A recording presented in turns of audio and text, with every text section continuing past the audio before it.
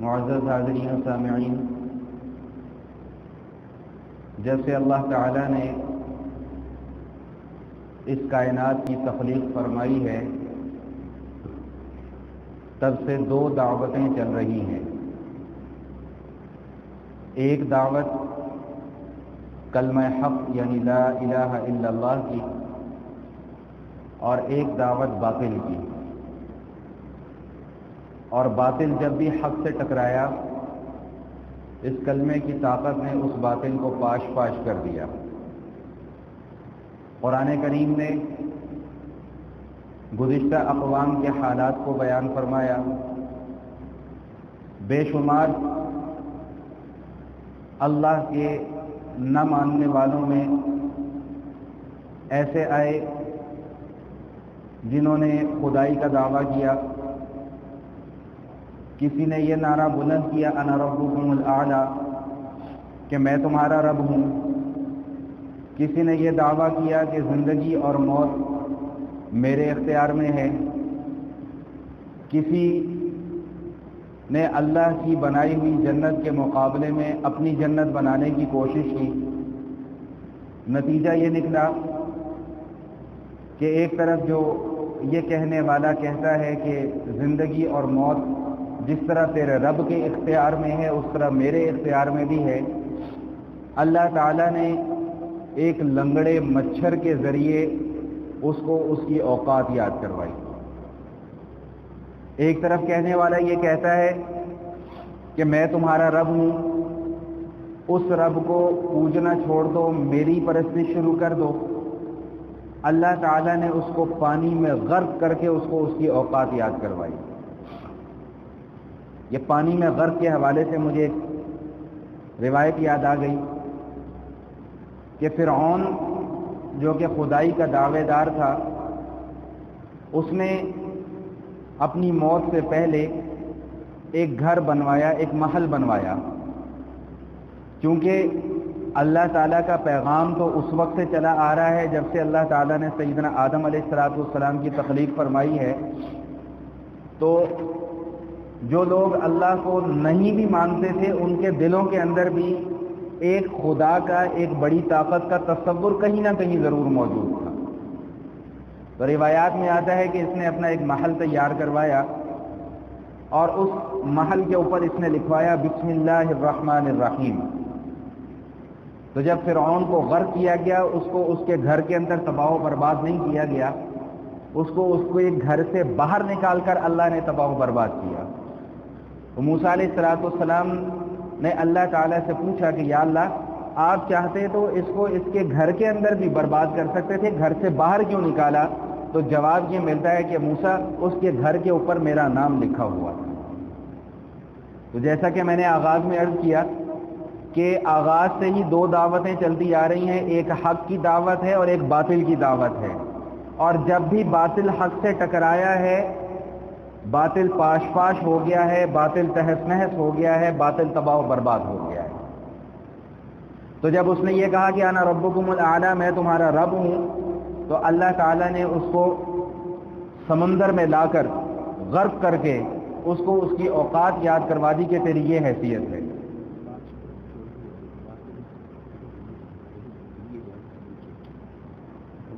دیکھ لو، پھر کسی کی ڈیوٹی لگا دو کہ کوئی اگر خواتین آتی ہیں تو ان کو واپس بھیج دو۔ میں کہنا یہاں انتظام نہیں ہے، بارش کی وجہ سے نہیں ہو سکا انتظام۔ تو جب بھی باطل حق سے ٹکرایا ہے، باطل تہس نہس ہوا ہے، حق جیسا تھا ویسا ہے اور تا قیامت ایسا ہی رہے گا۔ اور اس کلمے کے اندر طاقت کتنی ہے، اس کلمے کی طاقت کو وہی سمجھ سکتا ہے جو اس کلمے کے مفہوم کو سمجھ لیتا ہے۔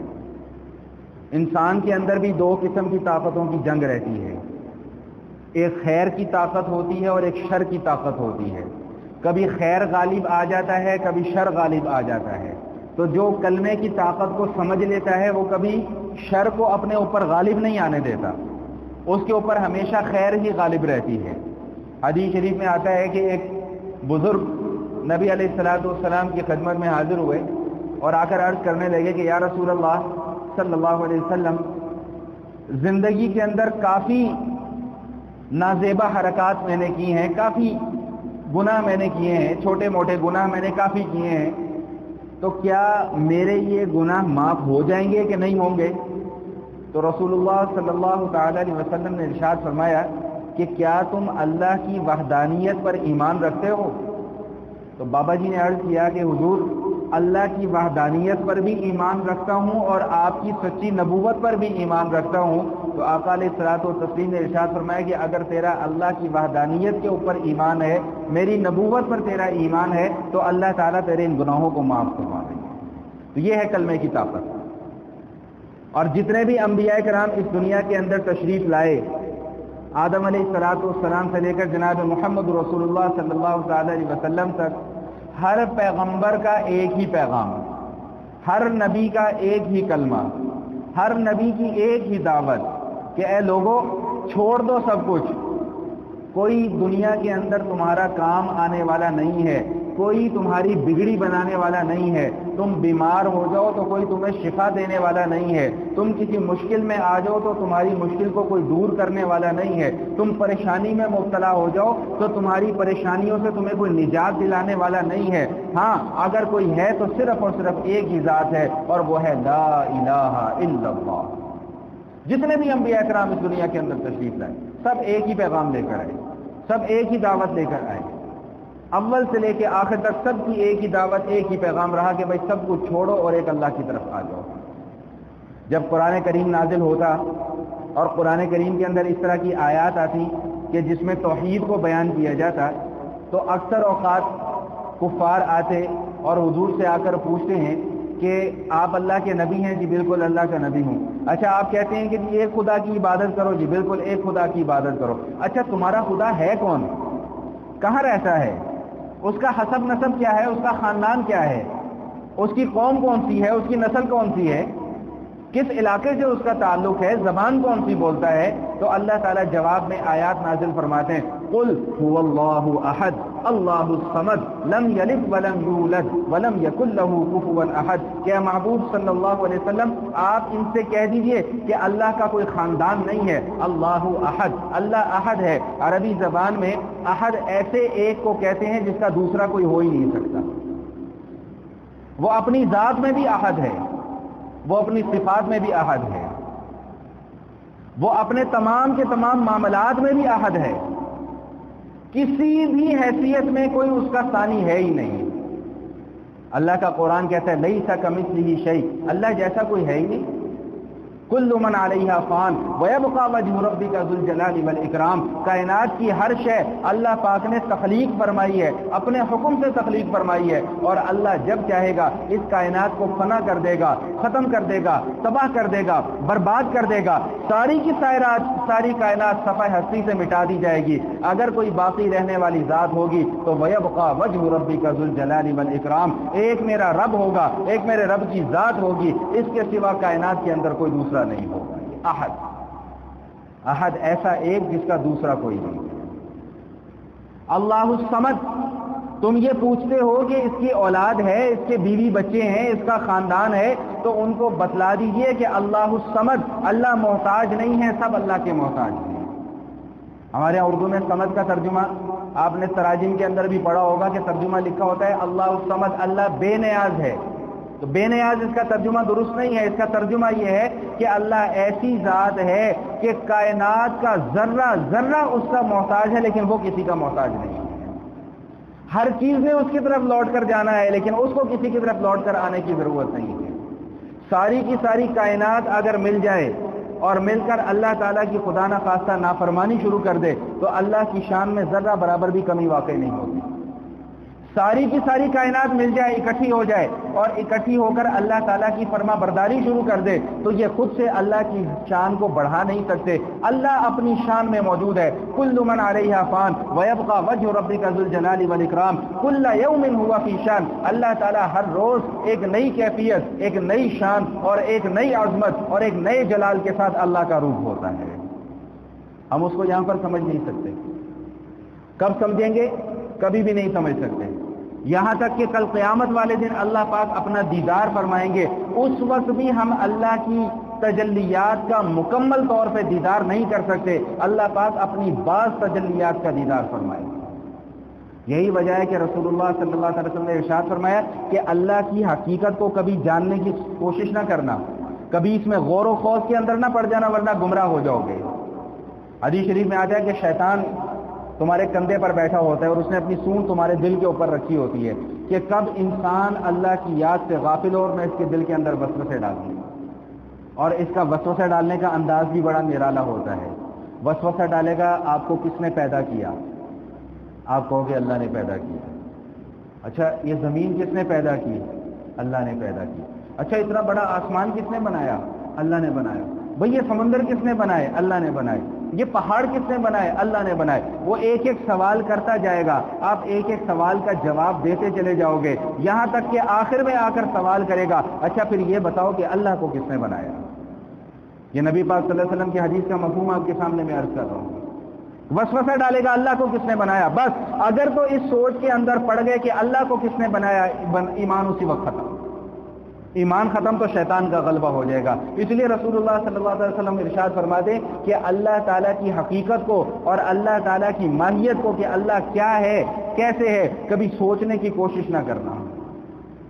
کتابوں میں عجب واقعہ لکھا ہوا ہے کہ ایک بہت بڑے بزرگ گزرے ہیں، امام غزالی رحمۃ اللہ تعالیٰ علیہ.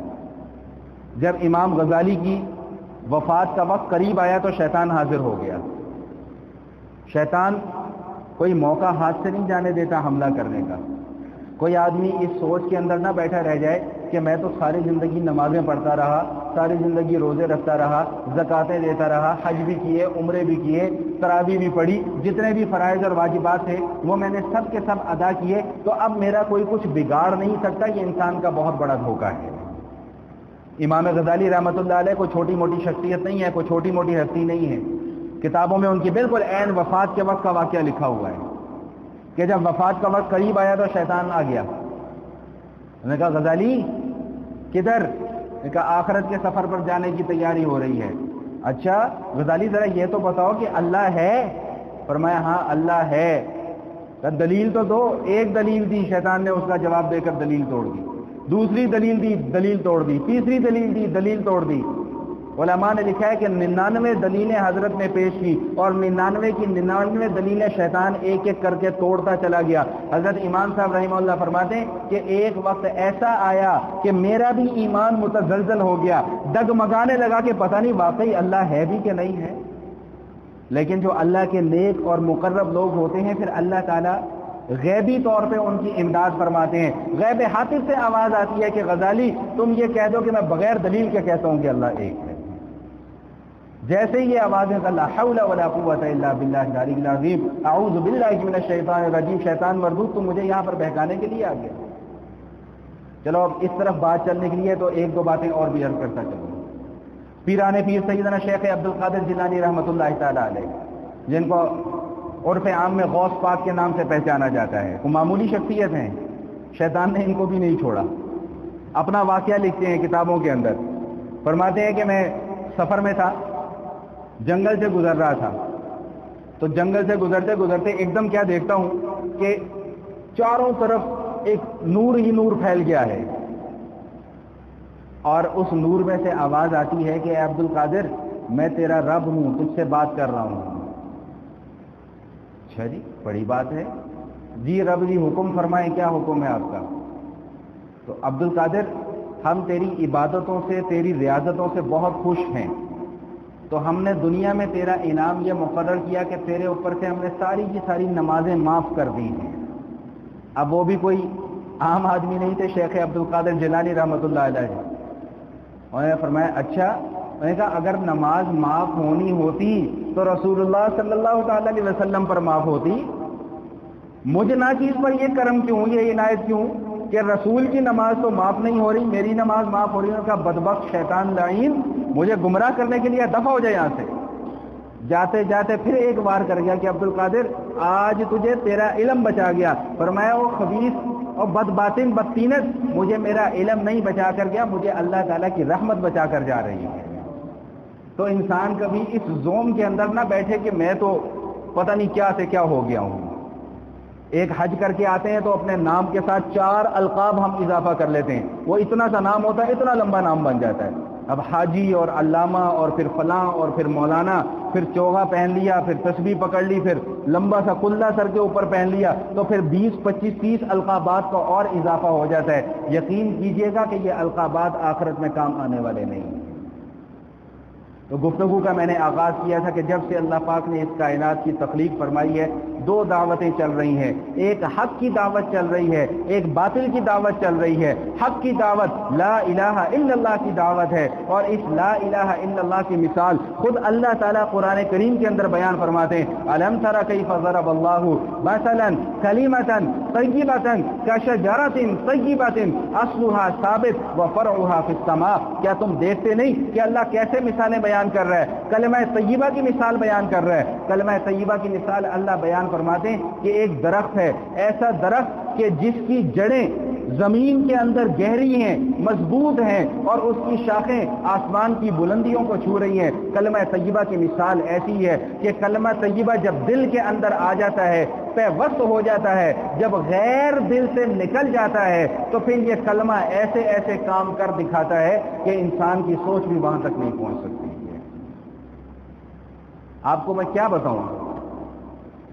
چلو ایک واقعہ حضرت عمر رضی اللہ تعالیٰ عنہ کا آپ کو سنا دیتا ہوں کہ جب کلمہ دل کے اندر پیوست ہو جاتا ہے تو اس کلمے کے اندر طاقت کتنی ہوتی ہے، کتنی طاقت ہوتی ہے۔ حضرت عمر رضی اللہ تعالیٰ عنہ کا دور خلافت ہے، مدینہ منورہ میں قحط کی صورتحال پیدا ہو گئی، غالباً سن 18 ہجری کا واقعہ ہے یہ، قحط کی صورتحال پیدا ہو گئی۔ اب جب قحط کی صورتحال پیدا ہوئی تو حضرت عمر رضی اللہ تعالیٰ عنہ نے مصر کے گورنر سے سیدنا عمر بن ابی العاص رضی اللہ تعالیٰ عنہ ان کو خط لکھا کہ بھائی مدینے کے اندر قحط کی صورتحال پیدا ہو گئی ہے، آپ کے ہاں فراوانی ہے، جتنا غلہ ہو سکتا ہے آپ مدینہ بھجوائیں۔ عمر بن عاص رضی اللہ تعالیٰ نے جواب بھجوایا کہ حضور اتنا غلہ بھجواؤں گا کہ پہلا اونٹ مدینے کے اندر ہوگا اور آخری اونٹ مصر کے اندر ہوگا۔ بات آئی گئی ہو گئی، ختم ہو گئی۔ رات کو آنکھ لگ گئی، سو گئے تو جناب رسول اللہ صلی اللہ علیہ وسلم کی زیارت ہوئی، اور ایک صحابی کسی جنگل میں دور دراز آرام کر رہے تھے، اور ان کی کیفیت یہ تھی کہ ان کے پاس کھانے پینے کو بھی کچھ نہیں تھا۔ بکری تھی ایک، سوچا کہ چلو بکری سے دودھ نکال کر اس کا دودھ پیتا ہوں۔ تو جب بکری کا دودھ نکالنے لگے تو وہ بکری بھی بیچاری بھوکی، اور بھوک کی وجہ سے اس کے تھن بھی خشک ہو چکے تھے۔ اب یہ پریشان، میں نے کہا چلو بکری کو ذبح کر لیتا ہوں۔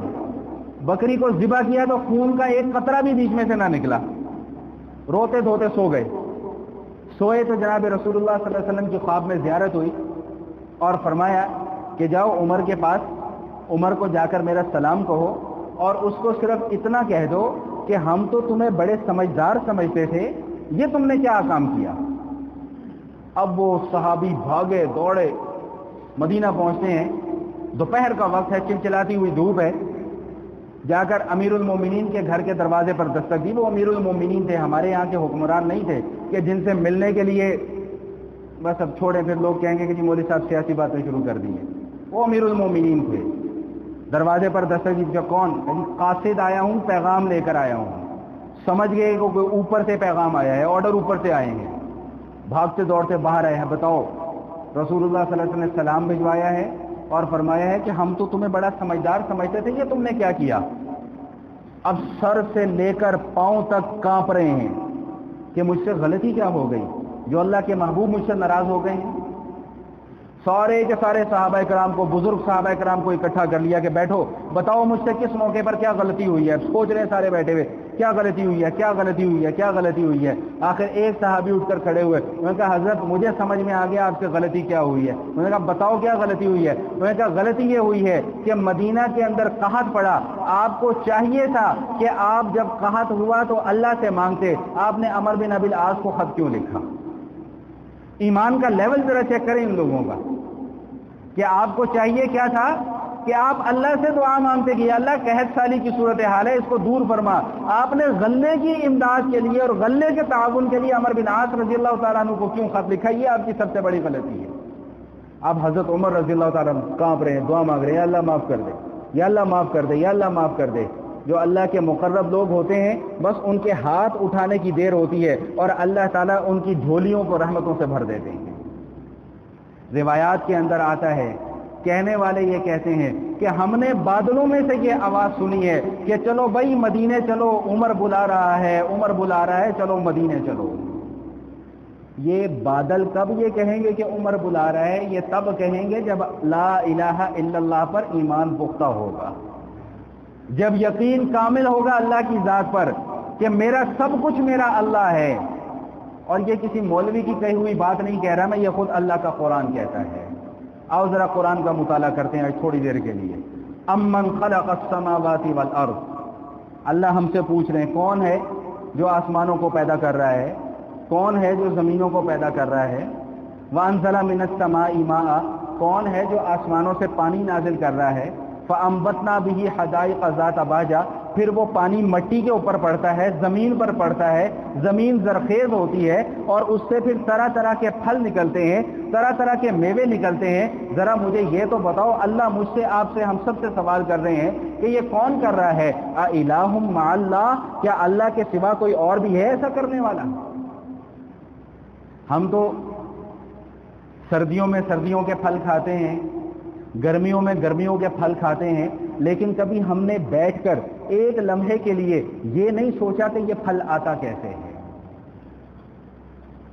کاشتکار حضرات بھی اگر یہاں پر کوئی موجود ہوں یا جنہوں نے اپنی زندگی میں کبھی کاشتکاری کی ہو، کبھی ایسا دیکھا ہے کہ آپ نے زمین کھودی ہو تو نیچے سے آم نکل آئے ہوں؟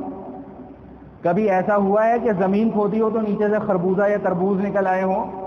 کبھی ایسا ہوا ہے کہ زمین کھودی ہو تو نیچے سے طرح طرح کی سبزیاں نکل آئی ہوں؟ زمین کے اندر تو کچھ بھی نہیں ہے، ایک بیج ہوتا ہے، ایک بیج، چھوٹا سا بیج، ایک بیج کے اندر کتنے آم نکل سکتے ہیں، ایک بیج کے اندر کتنے تربوز نکل سکتے ہیں، کتنے خربوزے نکل سکتے ہیں، کتنے میوہ جات نکل سکتے ہیں، کتنے پھل اور کتنی سبزیاں نکل سکتی ہیں۔ ذرا میرے اللہ کی قدرت تو دیکھو کہ آپ زمین کو ہموار کرتے ہو، زرخیز کرتے ہو، اس کے اندر ایک چھوٹا سا دانہ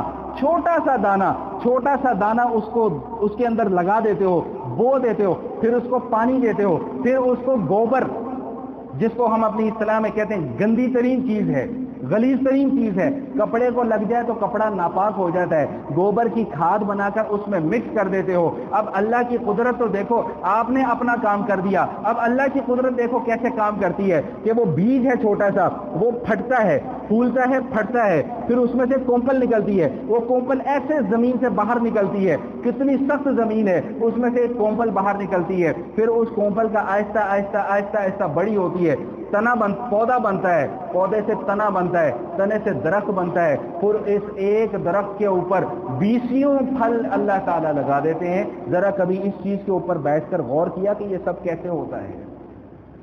ہمیں تو صرف کھانے سے مطلب ہے، کبھی ہم نے اللہ تعالیٰ کی نعمتوں کے اوپر غور نہیں کیا۔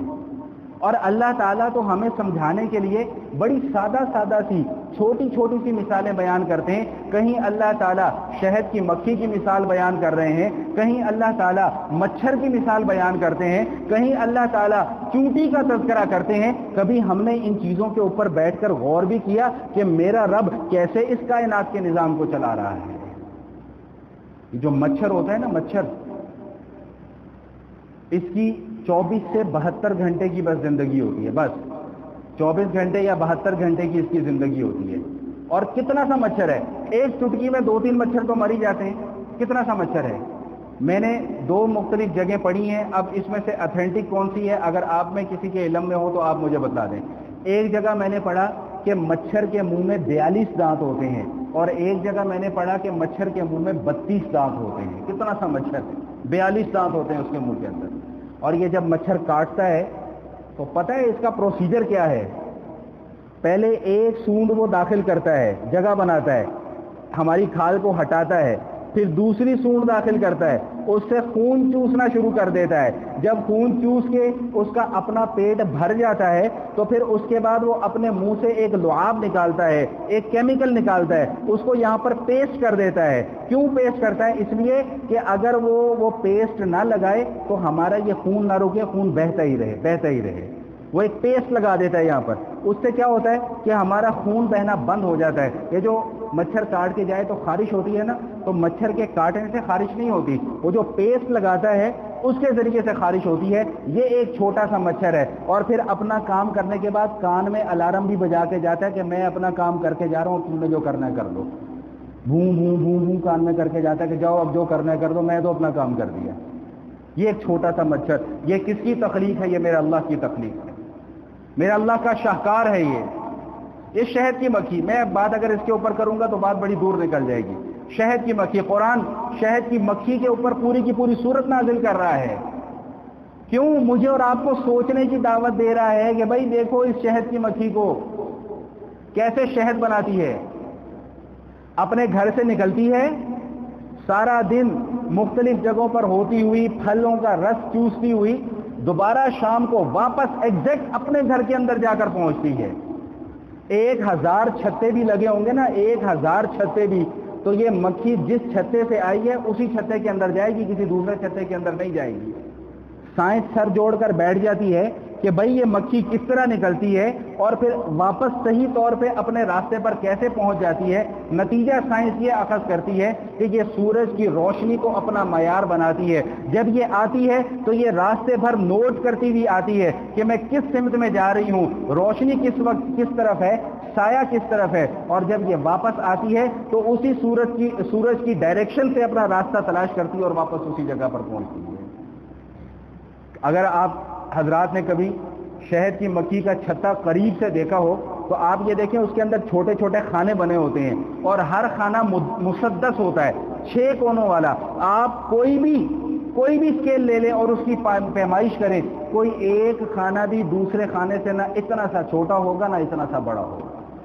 یہ اللہ تعالیٰ کا کمال قدرت ہے, اللہ تعالیٰ کی قدرت کا عظیم شاہکار ہے کہ اللہ تعالیٰ نے ایک شہد کی مکھی کو اتنی صلاحیت دی ہے. میں نے ابھی چند دن پہلے کسی جگہ پر ایک قیدی کا واقعہ پڑھا کہ وہ قیدی کسی جیل کے اندر قید تھا, تو جس جگہ پر وہ قید تھا وہاں پر چونٹیوں کی بہت آمد و رفت تھی. یہ چھوٹی سی چونٹی جس کو چند سینٹی میٹر سے آگے نظر نہیں آتا, اس کا بل تھا. اس کے دماغ میں ایک دن ایسے بیٹھے بیٹھے وہ کہتا ہے کہ میرے دماغ میں ایسے بیٹھے بیٹھے کیا بات ہے, میں ان کا تجربہ کرتا ہوں. اس نے کوئی چھوٹا سا ایک روٹی کا ٹکڑا جو ہے وہ چونٹی کے بل کے سامنے رکھ دیا. اب وہ کہہ رہے میں دیکھ رہا ہوں کہ اب آگے کیا ہوتا ہے. وہ کہتے ہیں کہ ایک چونٹی آتی ہے, وہ جو روٹی کا ٹکڑا یا جو بھی غذا رکھی ہوئی ہے اس کو چاروں طرف سے راؤنڈ کرتی ہے, دیکھتی ہے کہ یہ کیا ہے, ہمارے مطلب کی چیز ہے کہ نہیں ہے. وہ کر کے موازنہ کر کے اس کا پھر واپس چلی جاتی ہے. جب واپس جاتی ہے تو اس کے چند لمحوں کے بعد چونٹیوں کی ایک پوری کی پوری فوج اپنے بل سے باہر نکلتی ہے کہ ہماری خوراک کا انتظام ہو گیا, چلو اس کو لے کر واپس چلتے ہیں. تو وہ کہتا ہے کہ میں نے وہ جو غذا کا ٹکڑا رکھا اس کو اٹھا لیا. اب وہ چونٹیاں آئیں گھوم پھر کے ایک دوسرے کو ٹکرے مارتی, پھر واپس چلی گئی کہ ادھر تو کچھ بھی نہیں ہے.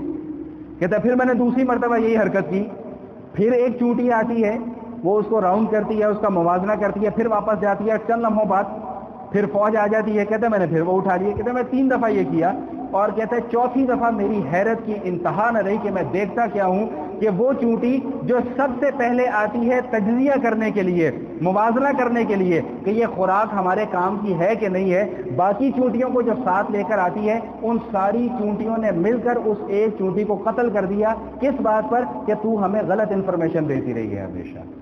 یہ ایک چھوٹی سی چونٹی ہے, چھوٹی سی چونٹی. انسان کہتے ہیں میں اشرف المخلوقات ہوں, بنایا ہے اللہ پاک نے اشرف المخلوقات, لیکن ہم نے اپنے آپ کو اشرف المخلوقات رہنے نہیں دیا. ہم نے اپنے آپ کو انسانیت کا جو معیار اللہ تعالیٰ نے مقرر کیا تھا اس معیار سے اتنا نیچے گرا دیا کہ معذرت کے ساتھ کہ اس وقت جو ہماری کیفیت اور جو ہماری حالت ہے یہ حیوانیت سے بھی بدتر حالت ہے ہماری. حیوان بھی اس طرح ایک دوسرے کے ساتھ سر پھٹول نہیں کرتے جس طرح انسان ایک دوسرے کے ساتھ سر پھٹول کر رہے ہیں. 5 روپے کی خاطر ہم گولی چلا دیتے ہیں, ایک روٹی کی خاطر کسی دوسرے انسان کو قتل کرنا ہمارے بائیں ہاتھ کا کھیل ہے. کوئی جانور بھی آپس میں اس طرح سر پھٹول نہیں کرتے جس طرح انسان آج ایک دوسرے کے ساتھ دست و گریباں ہوا ہے. انسان کو تو اللہ پاک نے اشرف المخلوقات بنا کر بھیجا تھا کہ تو کائنات کی افضل ترین ہستی ہے، تیرا ایک معیار ہے، تیرا ایک اسٹیٹس ہے، اس اسٹیٹس کے اندر رہے گا تو کامیاب رہے گا، اس اسٹیٹس سے نیچے آئے گا تو ناکام ہو جائے گا۔ اللہ تعالیٰ بار بار کتنے پیار سے مجھے، آپ کو، ہم سب کو مخاطب کرتے ہیں، یا ایھا الانسان ما غرک بربک الکریم، اے میرے پیارے انسان، اے وہ شخصیت جس کو میں نے اپنے ہاتھوں سے بنایا، اپنے ہاتھوں سے سنوارا، اپنے ہاتھوں سے سجایا، اے انسان تجھے ہو کیا گیا؟ ما غرک بربک الکریم، کس چیز نے تجھے تیرے محبوب رب سے دھوکے میں ڈال دیا ہے؟ ایسا رب الذی خلقک، وہ رب جس نے تجھے تخلیق کیا، فسواک، پھر تجھے معتدل بنایا، فعدلک، ہر چیز تیری ٹھکانے کے اوپر لگا دی۔ اے انسان تو اتنا ناشکرا اور اتنا ناقدردان ہے کہ وہ رب جو تجھے عدم سے وجود میں لے کر آ رہا ہے، جو تیری کوئی حیثیت نہیں، تجھے عدم حیثیت سے اٹھا کر حیثیت میں لا کر رکھتا ہے، اے انسان تجھے کس چیز نے اپنے رب سے دھوکے کے اندر ڈال دیا ہے؟ تجھے ہو کیا ہے انسان؟ تو کیوں بھول جاتا ہے کہ میرا ایک رب ہے؟ تو کیوں اس بات کو بھول جاتا ہے کہ میں نے کل اسی رب کے سامنے پیش ہونا ہے، اس کو جا کر اپنے نامہ اعمال کا حساب دینا ہے، دنیا کے اندر جو کچھ بھی معاملات کیے ان سب کا جا کر حساب دینا ہے؟ اے انسان تو کیوں بھول جاتا ہے؟ کس بھول کے اندر پڑا ہوا ہے؟ کیا چیز ایسی ہے کہ جس نے تجھے تیرے رب سے اتنا دور کر دیا ہوا ہے؟ اللہ تعالیٰ بار بار ہمیں یاد دہانی کراتے ہیں، لیکن افسوس کہ ہم اللہ تعالیٰ کی اس یاد دہانی کے اوپر بھی کوئی توجہ نہیں کرتے۔